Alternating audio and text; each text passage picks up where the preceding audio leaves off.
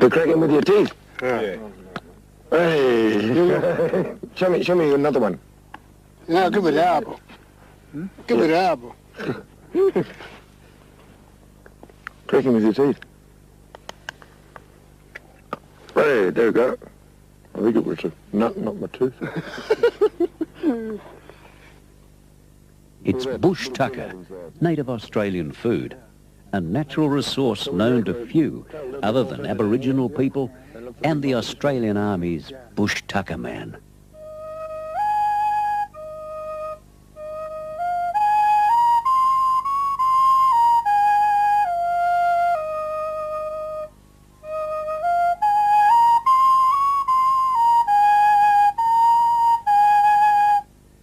Much of our north is like this.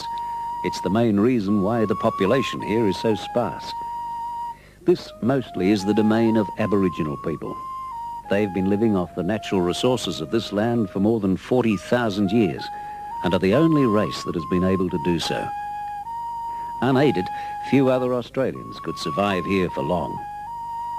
There are isolated pockets of civilization, but they're hundreds and sometimes thousands of kilometres apart.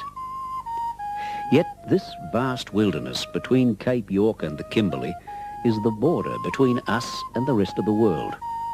Some say it's our most vulnerable frontier. We might have to fight here one day, and then many of us might have to survive here too.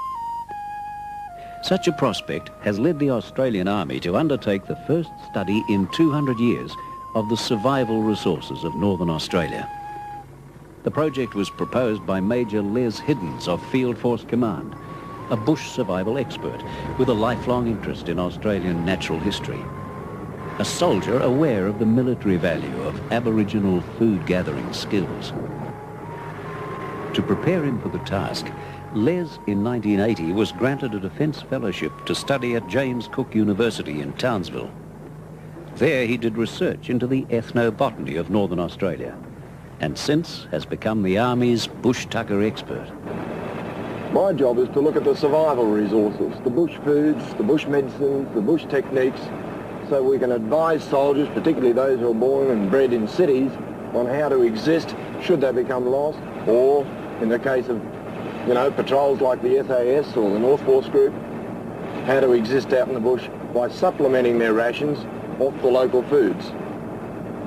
To do this, we kicked it off from scratch, and I was given the task to go around and liaise with Aboriginal communities right throughout Northern Australia. And I guess today I've liaised probably with about 40 or 50 different communities, and they extend right through Cape York Peninsula, right up the top end of Arnhem Land, Kimberleys, and this year I'm also doing the central part. When I say liaise with communities, what I mean is I go in, seek out the older people generally, sometimes the younger people as well, and ask them to show me, a white fella, all about their particular backyard, about their bush foods, and about the knowledge that they have for that environmental area. They're very happy to do that, and I'm most grateful for their help too, I might add. Moving around these communities, I pick up different resources, different foods, and gradually, over a long, extended period of time, put it all together, and we build up a bit of a word picture and a bit of an idea of what is available out in the bush. I should also go on to mention that prior to this project commencing a few years ago, we had no knowledge. And that's generally true of our whole society, our whole country, because this sort of information is something that we really haven't bothered with, even though we've now been in here, in this landscape, for nearly 200 years. And now, someone is coming to grips with it. In this particular case, it's the Australian Army. It's also, of course, a contribution to the national estate, because it is part of our nation and it is part of our heritage, and we should know this sort of information. We don't have to go and use it, but we should have some idea of what our own countryside, what our own landscape is all about. Major Hiddens estimates that there are more than 800 natural survival resources in Northern Australia. Already he has identified and catalogued over 400 bush resources that could be used for food or medicinal purposes.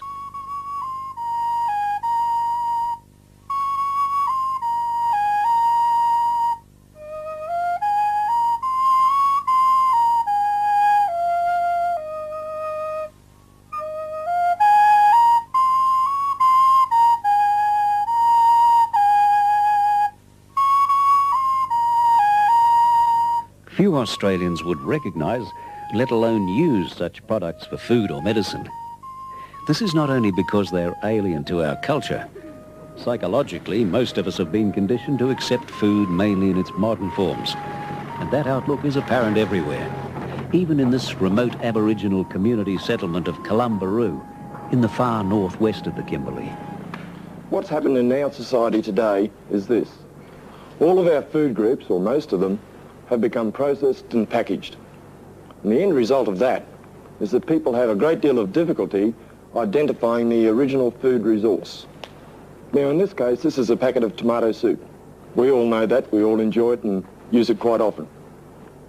But if I were to take that back to my great-grandmother and say, hey, listen, how about knocking up some soup for us tonight from this packet? She'd wonder what I was on about. Because to her, soup was made by the tomatoes that grew out the backyard. She'd go and pick them, mash them up, and serve them up. I guess that 50% of people who use this type of soup and this type of food wouldn't know a tomato bush if they fell over it. The same can be said for something like this. This is corned beef, but the relationship between this tin and the original bullock out in the paddock is very far indeed. Today, the whole processing and packaging of food has been taken that one step further, because in the last 10 to 15 years, we've got that new invention, deep freeze. Come and I'll show you what it does to it.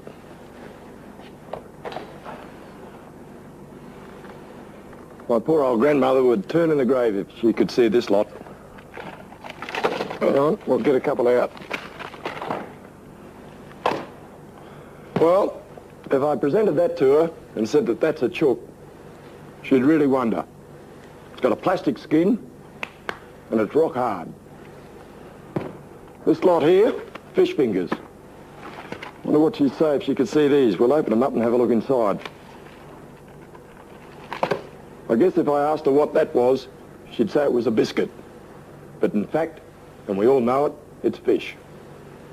The processing of food has just gone so far that it's really extremely difficult to identify that original base product.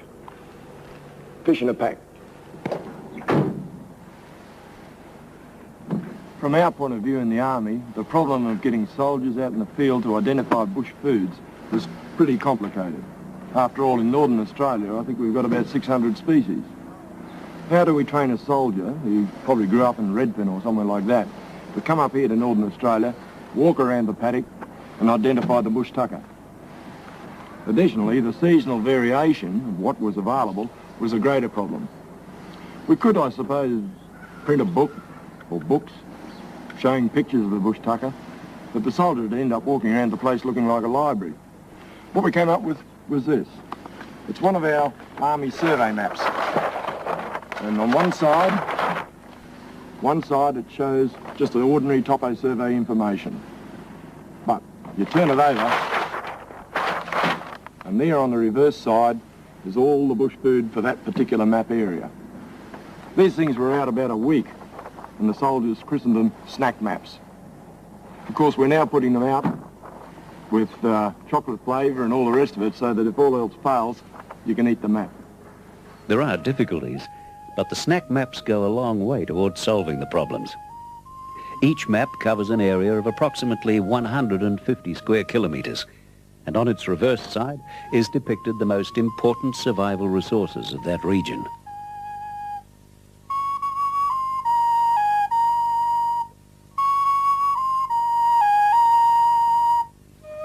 Alongside each picture is information on where the resource is to be found, in what season, how it should be prepared, what it tastes like, and what its nutritional or medicinal value is.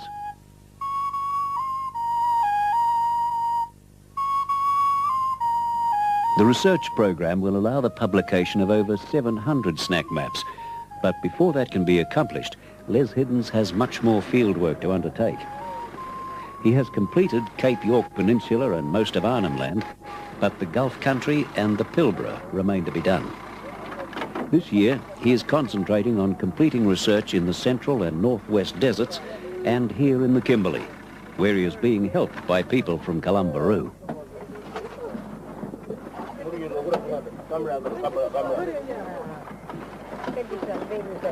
Ya voy por begini. Come on, jump out there behind.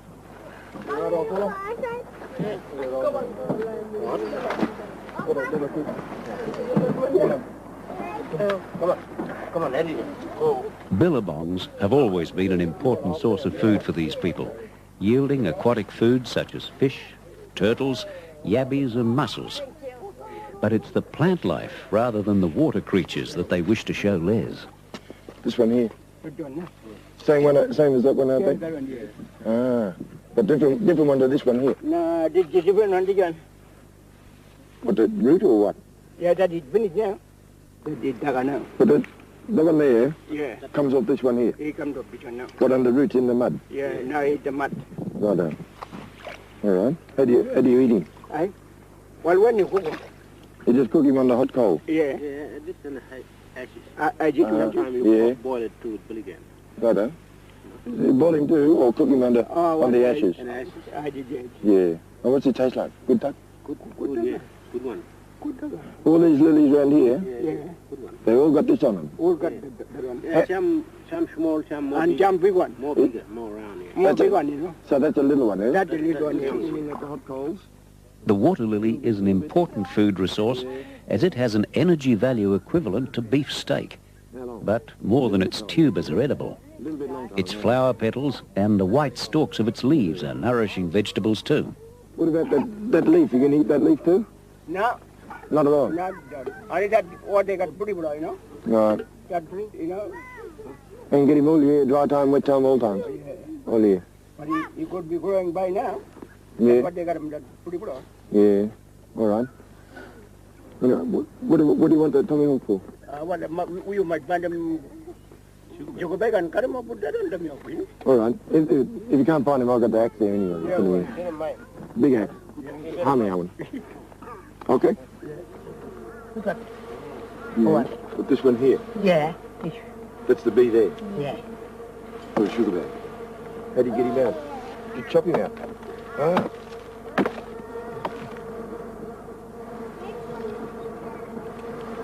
Tasting is part of Les's job, as taste is important in the description of the food resource. Snack maps provide such information, and where possible, equate it with a European food. This is probably the most favoured food of the Aboriginal people. These days they call it sugar bag. And it was Wana. popular, wala, locally. Wana. Sorry, wanna. Wana. Wanna. Wanna. There you Sugar go. bag. Wana. Wanna. Anyway, as I was saying, it's probably the most popular food throughout Northern Australia and even Southern Australia. It was used and sought after extensively. It's made by the native bee, the trigona, these little fly-looking things you can see flying around behind me here. Fortunately for us, they've got no sting, so we can dig into their hive or cut down their trees, etc., to extract the honey. Now, you might think honey is honey, and in fact it's not, because when we analyse this bush food honey, the sugar bag, or this wanya, we find that the energy value is about 20% greater than the honey you buy out of the shop. It's most unusual to find sugar bag in an ant nest like this. Most often it's found in trees. We don't really care where it's found at the moment because it tastes absolutely delightful. Nutritional analysis of foods is undertaken by the Defence Food Science Laboratory at Scottsdale in northern Tasmania. It receives from Les frozen capsule samples of each food he collects. Yeah. Hey, that's a big one, eh? Big one. Another one too? Yams, the underground tubers of an infinite variety of vines, were a staple food for Aboriginal people in traditional times. They're rather like potatoes, and many species grow throughout northern Australia. Some require special preparation. This is a yam species Les has not seen. Some require special preparation. This is a yam species Les has not seen before. That's it, that's it.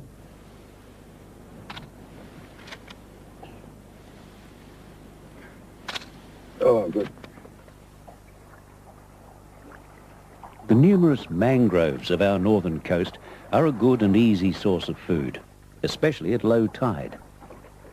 Then, with a little knowledge, large quantities of edible crabs and shellfish can be gathered, easy prey, like this mangrove snail, a species common in the north.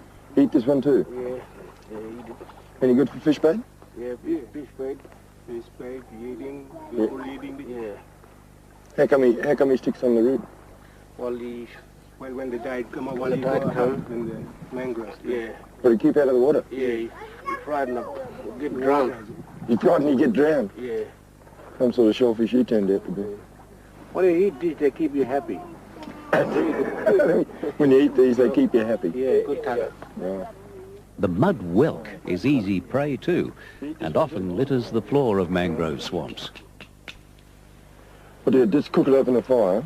Yeah, just like that. And when you cook them cook it in the pie, them boil them in the boil it. Yeah, boil it in the billy too. Yeah. We might get some and try it out, eh? Oh, yeah, if you like to. Yeah, I reckon. Hey, tip him over?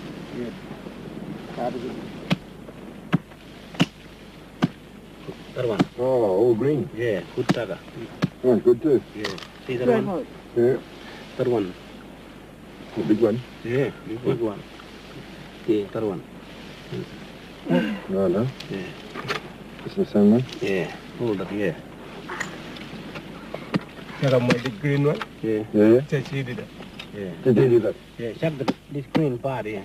This green one here. Check it away. Check it away? Eat that one. Righto. Yeah. Grab that one. Pull him out with that. Just pull it up, yeah. That's it. Yeah, that one. This right there. Yeah, good taga. Take the plate up. The plate? Yeah. That one. That's it, yeah. Eat all that one? Yeah, good taga. I reckon you could sell these in a restaurant down in Sydney. Yeah.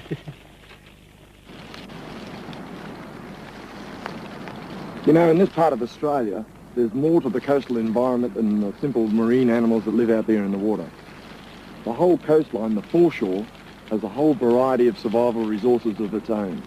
And I guess anyone that landed on a coastline like this, the first thing they would encounter are these little fellows here. And they themselves have two resource factors to offer any person surviving. Firstly, they can be eaten. Secondly, they're a bush medicine. Come and I'll show you how. What you do is you get inside the green ant nest. This is one here, and you can see them going quite angry about it. And somewhere in here, if we're lucky, and they're biting me at the moment, so I'll try and make this pretty snappy, we might be able to find some larvae. White larvae. There are millions of them. They're going a little bit ape. Actually, yes, there's some larvae there. And that larva, that white larva, if you can pick it out amongst the ants, I've got it between my fingers there, is edible. So are the ants, by the way. They think I'm edible at the moment. But that white larva was used by Aboriginal people as a cure for coughs and colds. And they grind it up between their fingers like that. A few ants thrown into good measure. And then just eat it. Like that. Now they've got a very distinct flavour and tang to them. It's rather like lemony lime type of drink. And if they mix it up with water, they'd quite often make themselves what they call a lemonade drink. Well, today they call it a lemonade drink. It was used quite extensively. I'll get ants stuck in the throat. Quite extensively throughout the whole of Northern Australia, up the nose, throughout the whole of Northern Australia as a cure for coughs and colds. And they're not too bad when they're not biting you. Anyway, over here there's something else too. This is the bow oak tree, and it grows only in the northwest corner of Australia, principally around the Kimberleys. Aboriginal people use the fruit, the nuts that is, which come on once a year. And that fruit and nut was pounded up to make a powdered milk-like drink, or it was eaten raw. When the fruit and nuts weren't available, they'd dig out the roots, and out of the roots they'd get the inner bark which surrounded that root casing, strip it bare, and twine it up to make a fish string, I guess you'd call it. And with that string, they'd then go back to the ocean and catch their fish. The nuts, we've got some old ones here. These nuts are the residue from last season, last year, and that's why they're so small and shriveled. Normally they're about 3 times that size. And when you break them open, you've got this white pith inside. That pith tastes like powdered milk, and that's the pith that the Aboriginal people used to eat. But there's something rather interesting about the nutrition of these nuts too. A few years ago, we picked half a dozen off a tree. We sent 2 of them in 1980 for analysis. They came back with a fairly high reading in ascorbic acid, protein, thiamine, and all the rest. 2 years later, we sent another 2 in, and we found that the deprivation loss in nutrition over a 2-year period was less than 40%. What that means is that those nuts in that condition are like a time capsule, a food time capsule. Many botanists believe that the boab tree is not an Australian plant and was introduced centuries ago, but how is not known. Les has an interesting theory which could explain its presence. I'll give you a bit of a thought process. You're going to have to pay attention because it's fairly complicated, and if you don't, you're going to get confused. This tree here, the Adansonia gregorii as it's called, occurs in 3 areas in the world. Here in the Kimberley, Africa, and Madagascar. Nowhere else. The botanical opinion is that the 3 locations all have the same tree, Adansonia gregorii, even though they've got slightly different Sunday dressed up names. The botanical opinion is also that this one in the Kimberley was introduced by man. No one knows how or why, but that's the general consensus over in Kew in England. Put that to one side for a minute. Also in the Kimberley here, the same distribution pattern that this tree has, we have a very special type of rock art. It's called the Bradshaw art, or the Bradshaw paintings. The local Aboriginal people claim that they didn't do them, that it's not their work. You look at the local Aboriginal work, the rock art that they do, and you can see quite a comparative difference between the art of the Wandjina, the local art, and the Bradshaw art. Put that to one side for a bit. The third bit of information is that we know that there was once a trading route from Madagascar right up through the Indonesian archipelago, ending up in China. The thought occurs to me, and I just put it up as a thought, that perhaps that trading route, when the ships called into Madagascar, took on supplies of this nut. We know that it's a time capsule, and it would be ideal for a sea voyage of that type. Probably they put on a bit of indentured labour at the same time. And if those boats out in this ocean were to get shipwrecked in the same way as many European ships got wrecked along the Kimberley coast and the West Australian coast, we could end up with the distribution of both the rock art from the indentured labour on board and the tree from the food stored down below decks.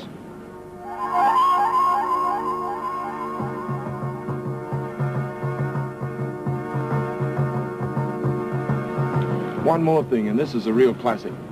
5 or 6 years ago, an old Aboriginal fellow over in Derby told me the Aboriginal legend for this particular tree and how it came to be the way it is. He reckoned that once upon a time, way back in the dream time, this tree was extremely conceited. It had the best foliage and the most beautiful flowers of all the trees in the area. In fact, it was so conceited that the Dreamtime spirits got to it. They reefed it out of the ground, turned it upside down and plonked it back in. The branches you see now were originally the roots. Now, the fascinating bit about that legend is that the same story was told in Madagascar to explain the appearances of the boab.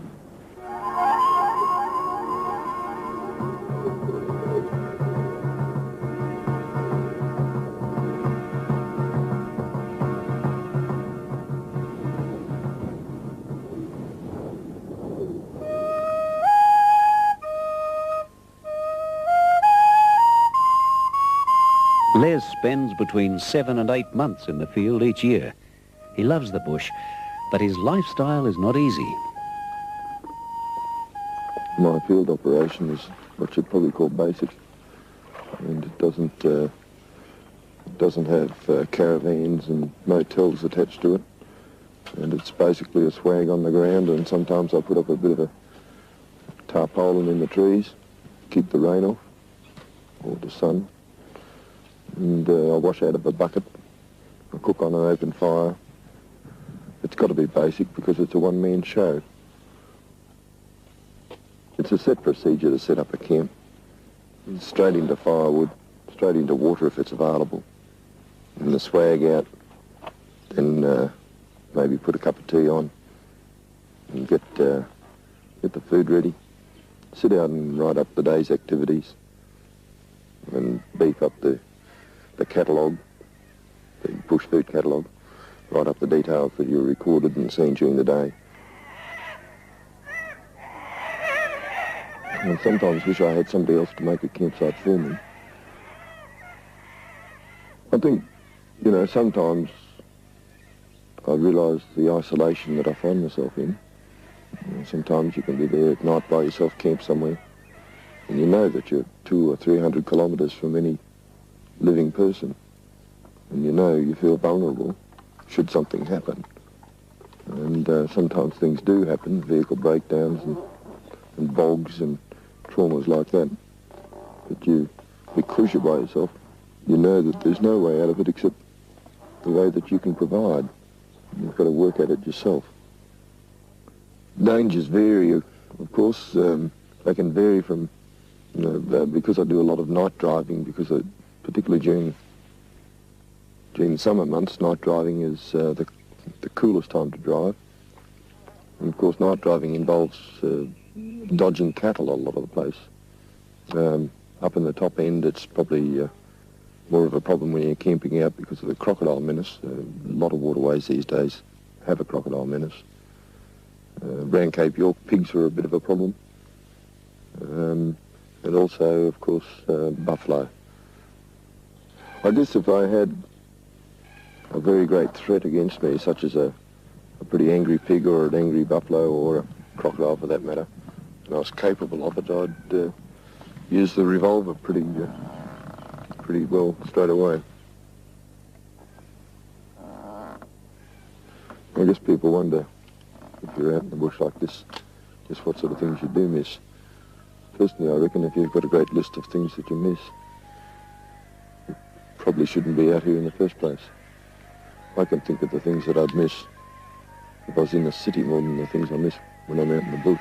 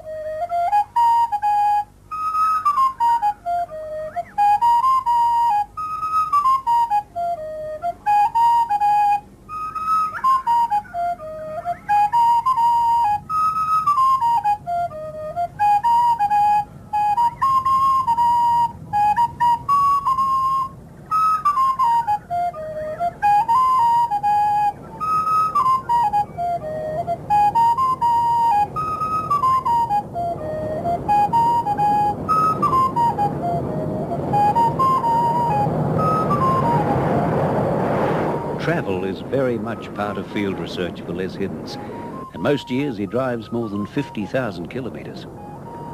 Les is based at the Army's Field Force Battle School headquarters at Laverack Barracks in Townsville, and frequently traverses the continent by road in the course of his studies.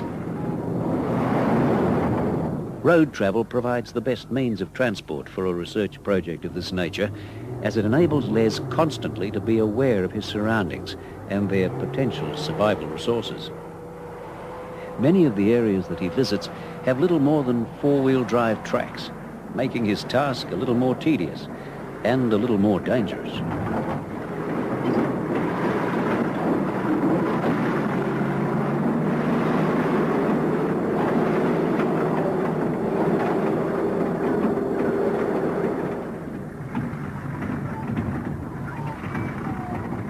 In some areas, like here on the Kimberley Plateau, there are no Aboriginal communities, and Les has to work alone. Research in such regions requires much more driving and footwork, but mainly as a matter of observation.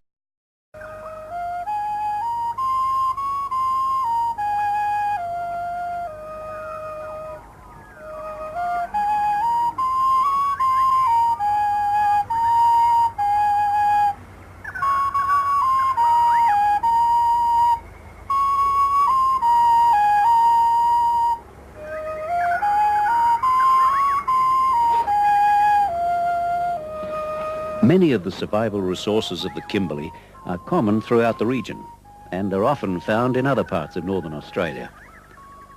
The main difference between the Kimberley coast and its high country lies in the creatures and plant life which rely on salt water and in the landforms.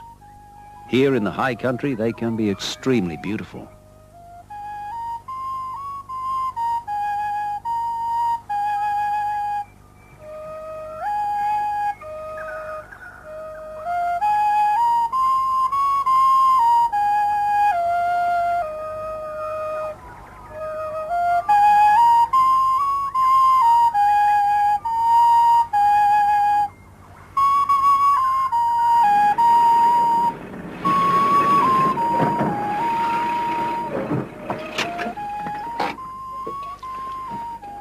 I guess if there's a heart to the Kimberley, it's got to be around here somewhere. Because this land formation, which perhaps is the oldest formation of land in Australia, runs all the way through 200 kilometres right up to the coast. On one side we've got the Glenelg River, and on the other the Prince Regent Gorge. Even in the dry times, such as now, the streams and the rivers and the springs all flow and produce water. So Aboriginal people, when they lived here traditionally, would have found it reasonably easy to subsist. I say reasonably, because subsistence is always difficult. Aboriginal people had a different perspective on the landscape to European people. The first European or white man to have his ventures in this area recorded was a fellow called Gray. And he put ashore right up on the coast and tried to walk down through this area. He looked around and saw nothing as far as fruit and vegetables was concerned, so he planted some of his own. The mind boggles as to exactly what it was he tried to grow in the Kimberleys, but I can imagine it with things like cherry trees and peaches and apples, which wouldn't have existed too well. But there was no need to do that, because this countryside had been supporting Aboriginal people for 40, 50,000 years. When I look around here and see some of the vegetation that is here and producing fruit, even at this time of year, Gray was wasting his efforts. I can see over here about 5 different examples of billygoat plum or salty plum. Let's go and have a look at them.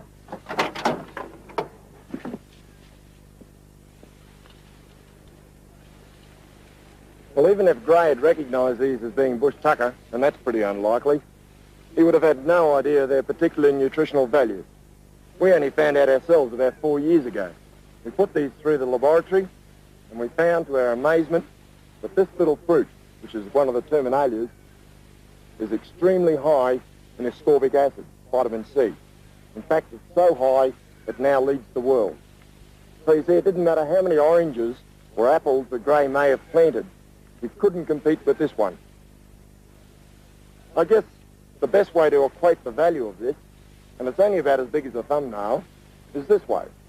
One of these fruits is equal to eating 8 or 10 oranges from a vitamin C point of view. And if Gray had done that on his trip through here, he would have had no scurvy problems whatsoever. A Darwin-based company is investigating farming the salty plum. The only other native Australian food plant that has been commercially successful is the Queensland or macadamia nut. The common name for these terminalias is salty plum. And as I look around here, just this fine, small area, I can see about a dozen examples. It's a real little grove in itself. Of course, it would be different if I came back in 3 months, because then the fruit would have dropped and the trees would be bare. That's half my problem. I've got to keep coming back to areas to capture the seasonal change and the seasonal alteration. Aboriginals had to do the same thing, and that's why they move so often. There are some species, however, that last for extended periods throughout the year. And some of those species grow in this area.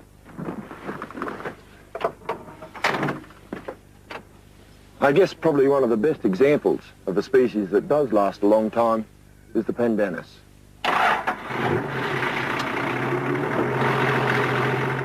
The pandanus, or screw pine as it's commonly known, was mistakenly identified by early European settlers of northern Australia as the breadfruit tree of the Pacific Islands, a plant which offers greater food resources than our pandanus. I guess of all the plant species in northern Australia, the pandanus would be the most representative, because it grows right throughout the top end and it's very commonly found, particularly around creek lines. For Aboriginal people, though, it didn't represent a great resource. The food, the fruit that is, could be eaten, but generally was accepted as being a rubbish food, used in emergencies only. The parts that were eaten were in fact these segments, and this fruit here is dropping its segments and littering the whole floor around underneath the tree. What happens is this. Segments fall off. If you like, you can suck the ends. But that's a bit of a problem. Leichhardt found that out. He tried it and got burnt and blistered lips. Leichhardt tried all sorts of things, in fact. He got so desperate at one stage that he even ate his saddlebags. Anyway, if you were to cut this in half, what you find inside each one of these segments here, a long, elongated almond-type nut. I've cut one in half and I'll just show you what I'm talking about. Down here somewhere. You can see inside the segment half a dozen small almonds. They can be prized out with a pair of tweezer-like instruments. In fact, Aboriginals used a split twig and dug it in and pulled the almonds out. But it was a lot of work and a lot of energy was expended getting them. So the food was a rubbish food. Additional to the food source, though, we have the leaves. And these were split just like this. And the thin strands were then taken and used to make baskets. And they can be split into any number of segments like that because they run along the lateral veins like that. And sometimes they were used for twining and tying up things. It had one third and final use, and that was the root system. The roots could be pounded up, mashed up, then boiled in a broth and sipped to relieve the symptoms of coughs, colds and flu. Not all foods were commonly accepted in this category across Northern Australia. In fact, it's rather interesting when you think about the Aboriginal people, the way the tribal groups are separated and yet all butting up against one another right around the top of Australia. People in one side, the eastern coast, will not have the same food values as people, say, in the western coast. I'll see if I can find, I think I saw, there's a planturia over here. We'll have a look at that because that typifies exactly what I'm talking about. The planturia species is common throughout coastal northern Australia and is a plant that offers a variety of survival resources. This is the tree that I was talking about. Its Sunday dressed-up name is Planchonia corea, in other words, cocky apple. It's called cocky apple because the cockatoos in particular like eating the fruit. But it's rather interesting because I found when I was cataloguing, and this tree in particular, different uses by different Aboriginal groups across the top of Australia. I think it was first shown, this tree, about 1979, up Weipa or Arakoon way. And up there the people told me that you could eat the fruit. Well, that's perfectly correct, you can. Later on, a few years later, I went over to Milingimbi, over in the top end of Arnhem Land. And there I asked the people about this tree again. They didn't know anything about it being able to eat the fruit, but they did know that you could use the root system as a medicine. What you could utilise was the bare root system cut away from the wood, heated on a fire, and applied to a sore tooth. The sap contains an analgesic, and that affects the nerve in the tooth, putting it to sleep, thereby stopping the toothache. So then I had two uses for this particular plant. Two different Aboriginal people had told me that, from two different areas. Finally, the third use cropped up in the Kimberley, and that was the fact that this thing here is a fish poison. You can crush up the bark, wash it in the water, and kill the fish in that pool of water. It doesn't contain any toxin or anything like that, but what it does do is cut down the oxygen content in the water, causing the fish's gill system to fail, and therefore they come float belly up on the water. The red sap of the bloodwood eucalypt is a valuable medicine also. This is the bloodwood, and you can see by the colour of it why it gets that common name. It's got this bright red colour, and it was used as an antiseptic by Aboriginal people. They'd mash this up, add some water to it, make a poultice of it, and put it on a wound. And within a few days, the wound would begin to heal. We've since analysed this and found that it does in fact contain antiseptic, and that's why it worked. But Aboriginal people always knew that.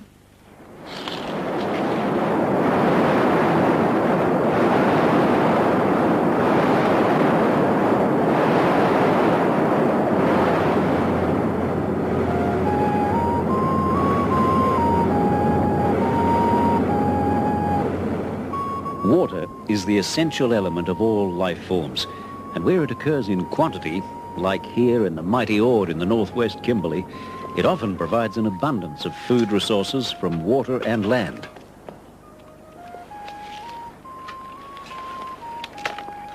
Many are easily gathered, like this native Australian fig. This is the cluster fig, and you can tell why it's called the cluster fig because of all these clusters coming out of the trunk. I reckon it's probably the best fig we've got in Australia growing naturally. It tastes very, very similar to the domestic fig you buy in the shop, and inside you've got the normal fig structure, complete with the odd grub walking around fertilising the flower. The fig tree itself, this one here, always tends to grow in close association with water. It needs that water to survive. Consequently, if you ever see a fig tree like this with big clusters on the trunk, you know that somewhere very close by is a good, reliable water source. You might have to dig for it to get that water, but it's got to be there. Here, in this particular case, we've got a river source, a fairly large one, just over the way there. And while we're still here, we should go down and have a look at that to see what resources, survival resources, can be found around the banks of that river. These figs are quite excellent.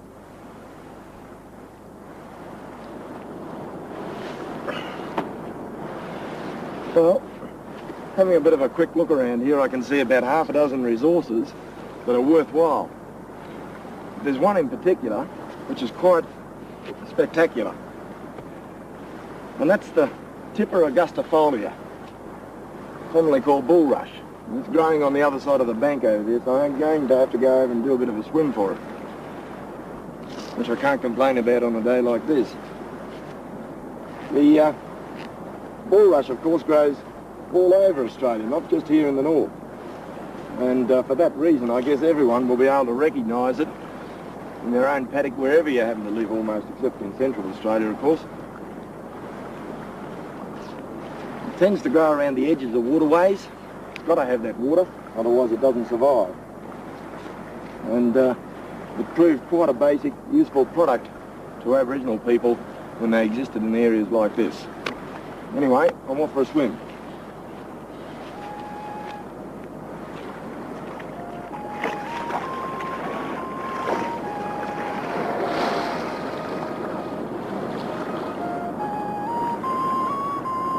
The Ord is only one of the mighty river systems that drain the Kimberley and often provide obstacles for Les.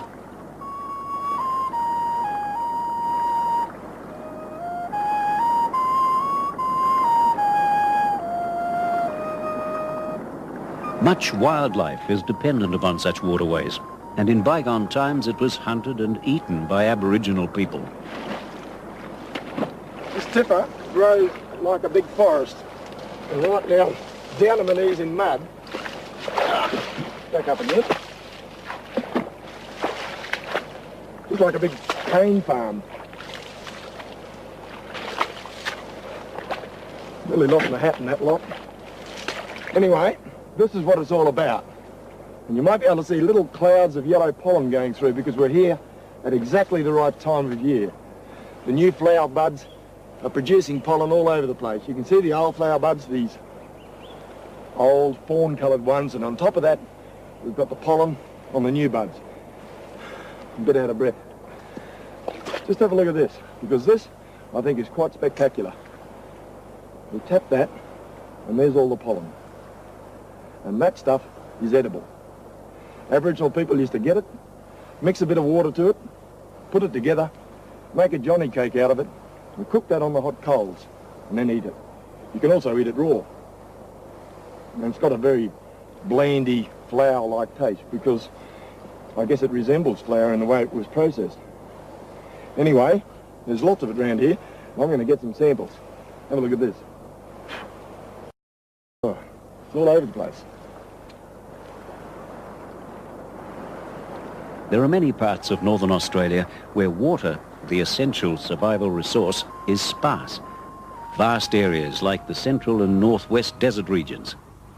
There, Aboriginal people have lived also for more than 40,000 years, but with much more difficulty than their contemporaries in more fertile areas.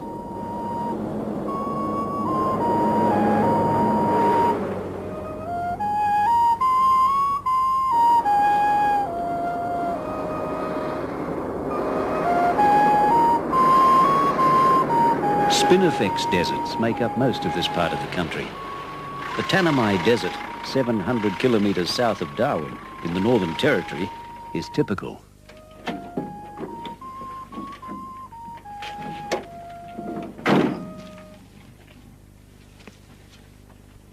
That's hot. It's got good reason to be too, because this is the arid zone. I reckon you could just about fry an egg on that bonnet. Most of the year, the temperatures around this area are around about the 40-degree mark, if not higher. The temperature and the lack of rainfall has made the landscape like this. It's evolved with the spinifex clumps and, of course, the stunted anthills. That made it doubly difficult for the Aboriginal people to exist and subsist in this environment.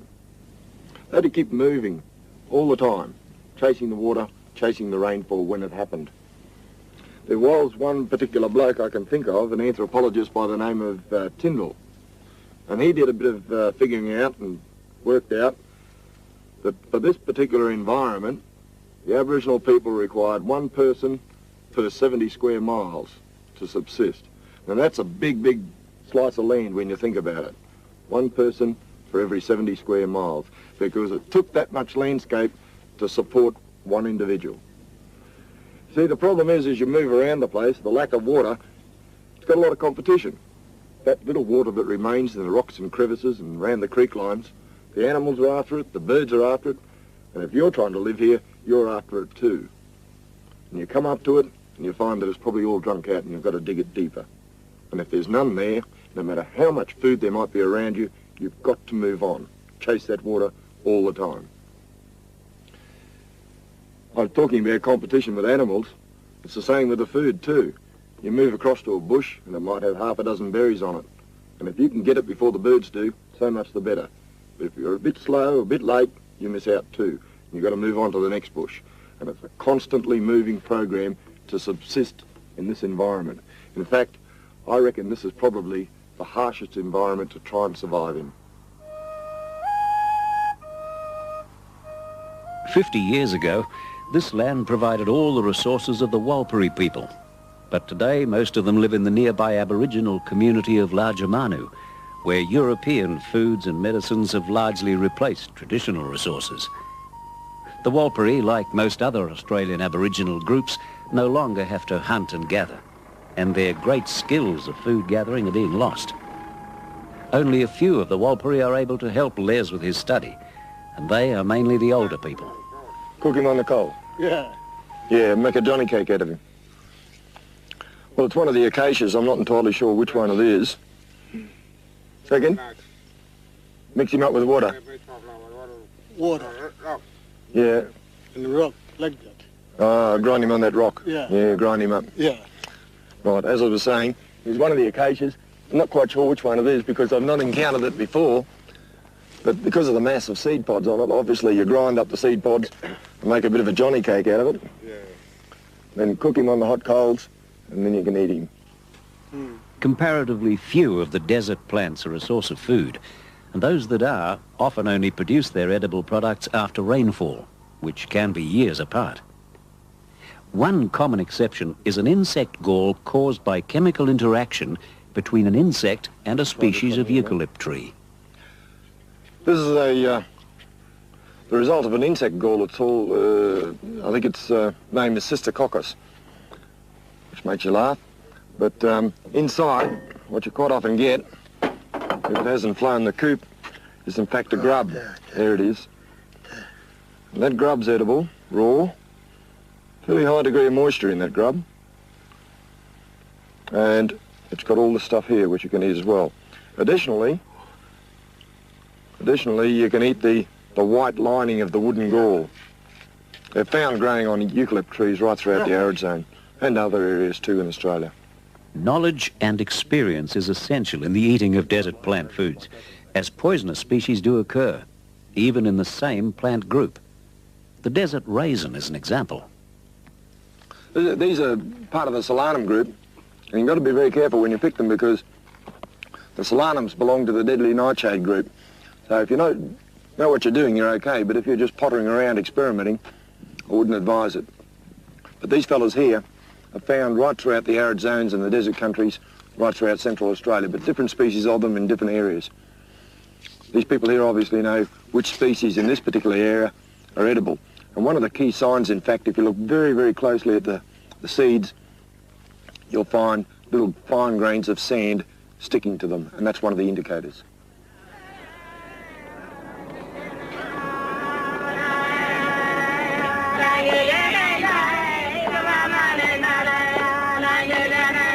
Les's passengers often direct and set the mood for his field trips. Women from the larger Manu community especially enjoy them.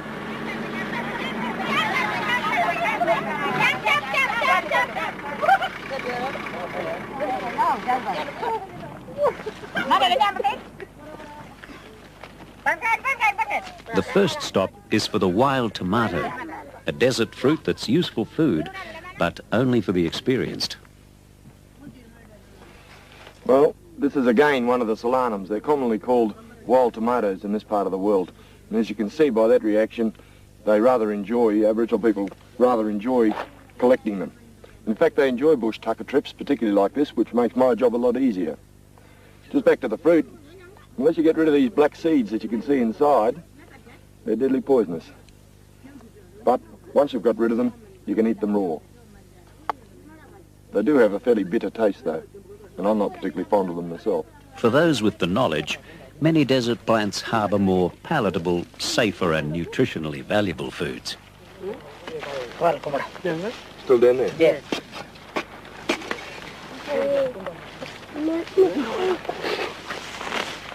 There it is. Yeah. See? Oh, yeah. Got him. Put it on. As that root broke off, he stayed in the ground. Yeah. What? Hey, big one too. Listen, I'll just tell you what. Can you just hold him in your hand? And I'll take a photo. Yeah, just like that. Just like that. Put it on. That's it, one. Put him up this way. I'll get another one too.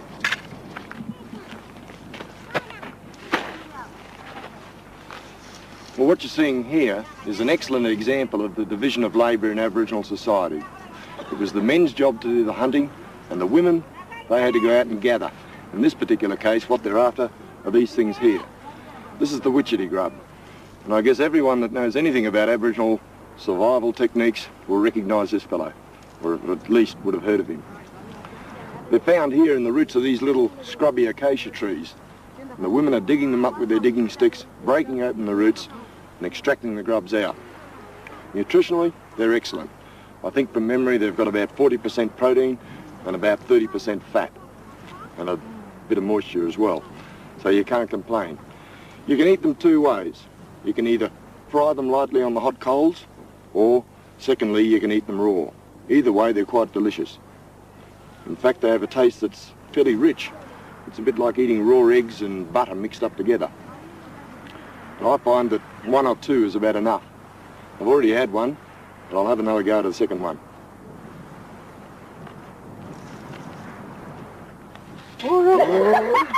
Yeah, take one. Put it on. Hey!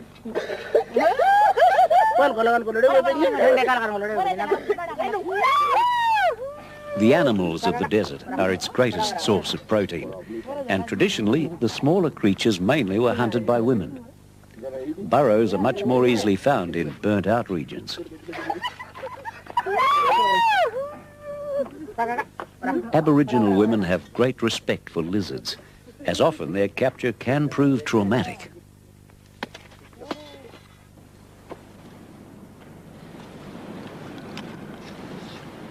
Well, this is the blue tongue, and it's one of the favoured foods in this part of the world, along with goanna.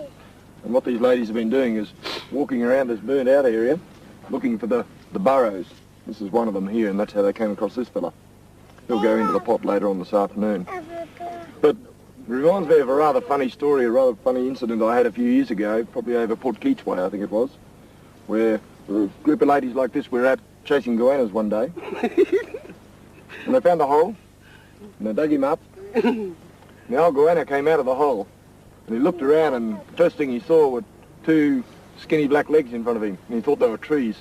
So he ran straight up the lady's leg, sat on top of her head, and she was running around everywhere with the goanna on her head, you know.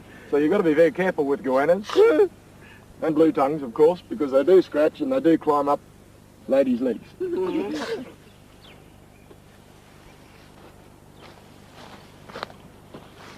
The bush tucker you've seen on this particular program is only a very, very small fraction or representation of what we've got available here in Northern Australia. So far, we've catalogued about 200 or 300 species, maybe even 4. And I guess there's probably another 400 out there waiting to be catalogued. That'll take me another 2 years, I'd imagine. All of it, of course, is being done courtesy of Aboriginal communities and Aboriginal people. But for us in the military, it's got particular and special relevance, particularly here in the Australian continent. Because we've got units and organisations like SAS and North Force who, in a wartime setting, would rely on these sort of resources to some extent to support them in the battlefield. Well, I suppose with another 2 years' work ahead of me, I'd better get going and stop talking to you lot.